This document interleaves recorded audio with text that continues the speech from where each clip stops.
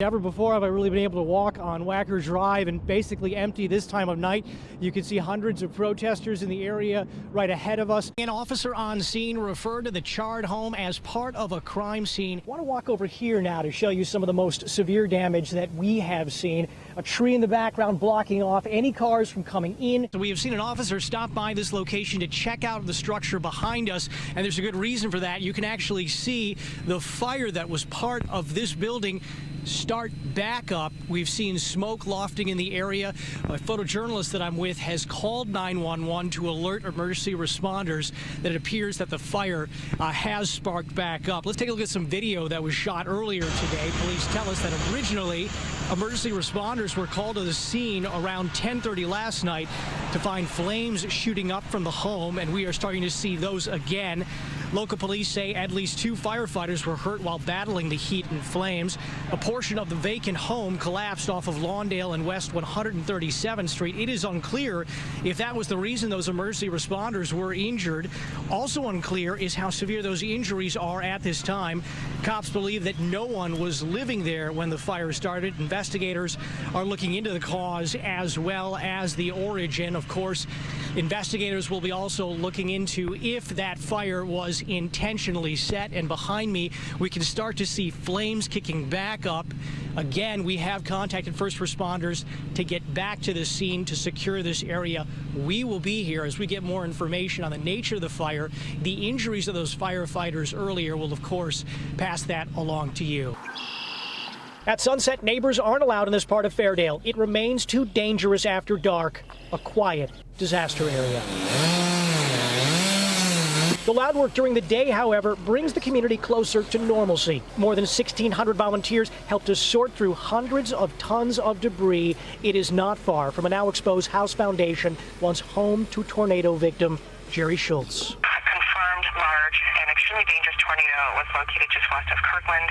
The calm of the dispatcher is a sharp contrast to the violent storm. The Tom Bell farm was completely destroyed. It'll take until next week to remove what the tornado turned into debris. I think they're right there in that box. As a result, volunteers turned this school bus garage into a makeshift store. Neighbors grab items donated to make ends meet. For the last week, the cycle of loud steps towards rebuilding continues to be followed by the silence after the deadly storm. They'll make every effort to get back to normal. It may not be exactly the same, but the folks who are determined to do that, I think, will succeed. The configuration may be different, but the people's determination will be the same.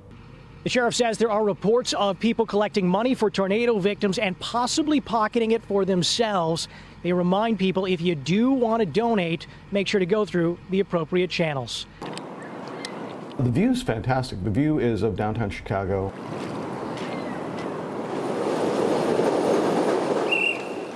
After the rush, a rush hour. Yeah, always running around, always working through traffic. Daisy Arashiba settles into his 2-bedroom, 1.5-bath apartment. The comic actor and musician calls this home and home office for, What, 7 years? But this year he discovered his nest Was that a falcon? expanded unexpectedly. Well, I'm sure you know the Chicago Housing Authority's like, that's not a legal bedroom out there in the balcony.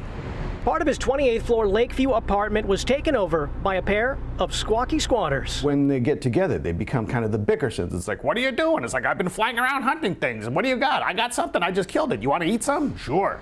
You know. Peregrine falcons are a bird of prey traditionally nesting in places like barren cliff faces. And I happen to have empty window boxes because I'm a terrible gardener. He branded the birds after famous musicians. Steve and Linda, because Perry, Steve Perry and Linda Perry. Eventually discovering his new neighbors made more than music. And there are 4 chicks.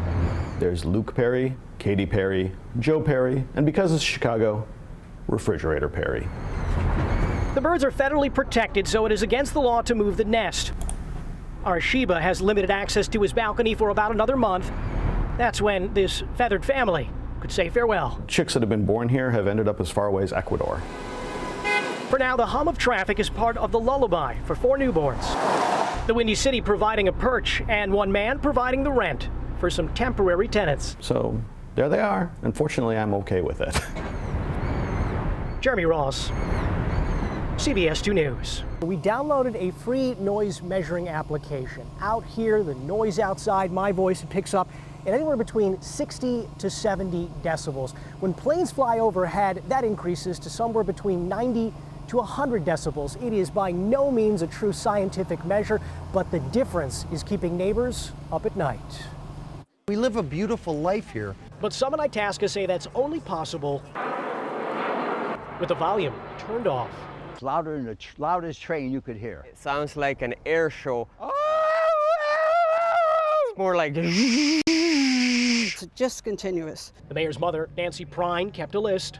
250, 10, 252. She recalls hearing a plane's flight path from O'Hare about every 2 minutes.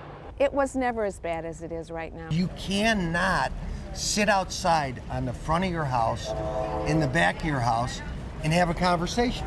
Here, look at where that is. This week, the FAA declined a request to hold additional hearings, saying their initial evaluation, including noise assessment, was comprehensive, but adds they are reevaluating a portion of the airport build-out because one runway is being constructed in a different order than first anticipated. Lawmakers like Congressman Mike Quigley are working to pressure the FAA to hold hearings, to alternate the use of runways in the short term. That could mean less air traffic overhead, less noise overheard. Having a hard time talking on the phone. Now you can't even watch TV. Even with the windows closed, it's difficult. If moving into a house is a fluid process, consider this unpacking. My son's clothes. One step toward feeling at home for Kristen Skinderi, husband Ozzy, and 14-month-old baby Nixon. His Santa outfit. All are temporarily staying at Kristen's mom's in Des Plaines. It's not nap time yet, buddy. It is their first weekend back after a frightening journey beginning with what doctors told them was a death sentence. They said, enjoy your son because he will probably not live past the age of 3. About 9 months ago, the family learned Nixon had Gaucher's disease. That's when the body lacks an enzyme leading to organ damage. It can be as fatal as it is rare. He's like 1 of 12 in the world.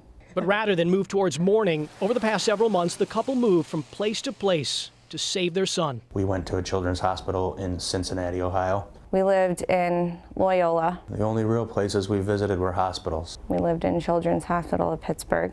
There, doctors performed an umbilical cord stem cell transplant. The process included chemotherapy, killing the disease, but also Nixon's ability to fight off infection. The transplant offered a way to rebuild what Gaucher's and treatment destroyed.